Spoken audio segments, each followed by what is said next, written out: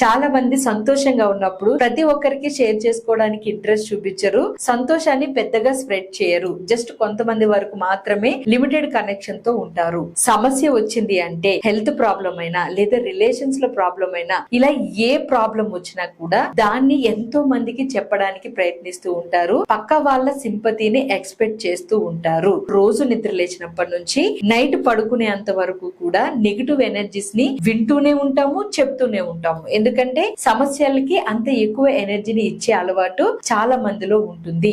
మీరు ఈ రోజు నుంచి కేర్ తీసుకుని పాజిటివ్ ని ఎక్కువగా స్ప్రెడ్ చేయడానికి ప్రయత్నించండి. పాజిటివ్ గా మాట్లాడండి. సమస్య ఉన్నప్పుడు ఓన్లీ లిమిటెడ్ మెంబర్స్ కి మాత్రమే మీ సమస్యని షేర్ చేసుకునే ప్రయత్నం చేయండి, కానీ దాన్ని మీరు ఎక్కువగా ఎంకరేజ్ చేయొద్దు. మీకు ఎవరైనా సమస్య చెప్తుంటే వాళ్ళకి మీరు సొల్యూషన్ ఇచ్చే ప్రయత్నం చేయండి, కానీ సమస్యని ఎంకరేజ్ చేసి ఇంకా పెద్దదిగా వాళ్ళకి చూపించే ప్రయత్నం మాత్రం చేయొద్దు.